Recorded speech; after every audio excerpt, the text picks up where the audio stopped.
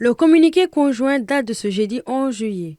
Dans celui-ci, les trois ministres des Affaires étrangères de l'AES, à savoir Abdoulaye Diop du Mali, Karamoko Jean-Marie Traoré du Burkina Faso et Bakary Yahou Sangaré du Niger, désapprouvent et condamnent avec la dernière rigueur l'attitude contraire au devoir de réserve et à l'obligation d'impartialité due par un fonctionnaire de l'Union africaine. Selon la narration du communiqué, lors du sommet de la CEDEAO le 7 juillet à Abuja, le commissaire de l'UA en charge des affaires politiques, paix et sécurité, s'exprimant au nom du président de la commission de l'UA, a déclaré que le retrait des trois pays de l'AES de la CEDEAO est inacceptable pour l'UA et qu'il ne croit qu'en une seule CEDEAO.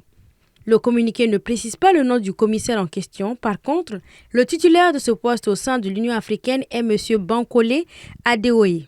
Déjà, lors de ce sommet, la CEDEAO a prévenu que la région ouest africaine risquait la désintégration après la création de la Confédération de l'AES. Pendant ce temps, le chef de l'État burkinabé, le capitaine Ibrahim Traoré, accuse ses voisins ivoiriens et béninois de vouloir déstabiliser son pays. Cette accusation du président du Faso est intervenue dans son discours aux forces vives hier jeudi au Palais des Sports de Ouagadougou sur les grandes orientations qu'il veut donner au pays pour les 5 prochaines années, conformément à la nouvelle charte de la transition adoptée dans le pays qui le maintient au pouvoir pour encore 5 ans. Il y a bel et bien à Abidjan un centre des opérations pour déstabiliser notre pays. Personne ne viendra nous dire qu'au Bénin, il n'y a pas de base française dirigée contre nous. Nous avons les preuves sous la main. Il y a bel et bien 2 bases, une vers Kandi et l'autre en allant vers Porga ou je ne sais pas quelle localité. Des pistes ont été réaménagées à plus de 3000 mètres de long. Des avions atterrissent, les gens équipent et forment les terroristes là-bas. Nous avons des enregistrements audio d'agents français au Bénin là-bas qui se jouent le centre des opérations des terroristes. Ils montent les opérations avec eux. Ils les aident à se soigner. Ils font tout ce qu'il y a là-bas. Cette accusation du capitaine intervient dans un contexte de tensions diplomatiques croissantes en Afrique de l'Ouest.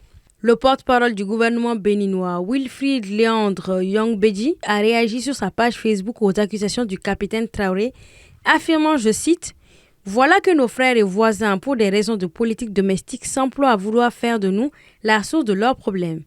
C'est une tendance pernicieuse venant de militaires qui connaissent ces camps et leur vocation.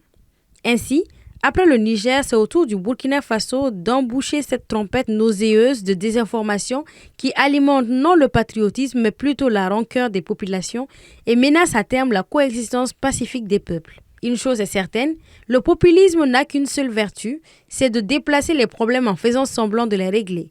Tôt ou tard, les populations se rendront compte qu'elles ont été abusées. » Fin de citation.